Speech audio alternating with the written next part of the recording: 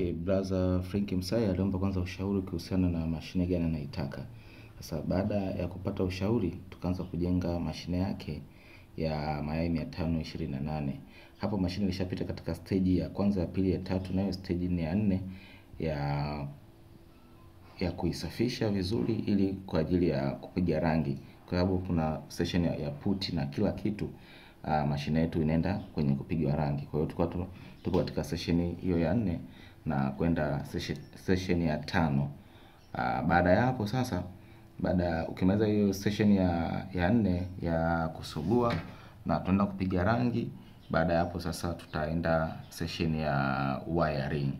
Na uzuri mashine tulikamilisha kwa wakati kama alivyoomba ndani ya siku chache tu, na mashine yetu ni ya mayai 528. Hapo tulishamaliza kusugua, vile vile inasugua tu kupigwa rangi hapo. Unaona, sasa baada ya kupigwa rangi tayari mashine yetu imekamilika, na hapo tunaipeleka mashine kwa brother Frank Msai Kiluvya. Unaona, sasa siku inayofuata tulienda kwa ajili ya kupanga mayai na kuiwasha mashine yetu ikae katika kuanza kazi. Na hapo tumefika Kiluvya kwa brother Frank Msai, na hatimaye sasa tunaenda kwenye mashine. Unaona, hiyo ndo mashine yetu ya mayai 528 imeshakamilika, na tumeshapanga mayai.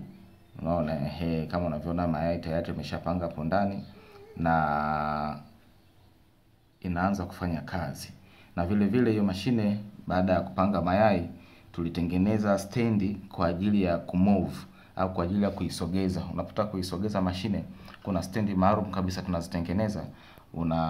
Unaisukuma tu, unafungua matairi yake, unasukuma hiyo stendi, hiyo mashine inaenda sehemu yoyote ambayo unataka kwenda kuiweka. Hata kama kwenye kufanya usafi inakuwa ni rahisi zaidi, kwa sababu inakuwa ina move yenyewe, inasogea kutoka sehemu moja kwenda sehemu nyingine. Mfano mzuri kama mnavyoiona hapo, hiyo ni stendi yake ambayo ina move yani.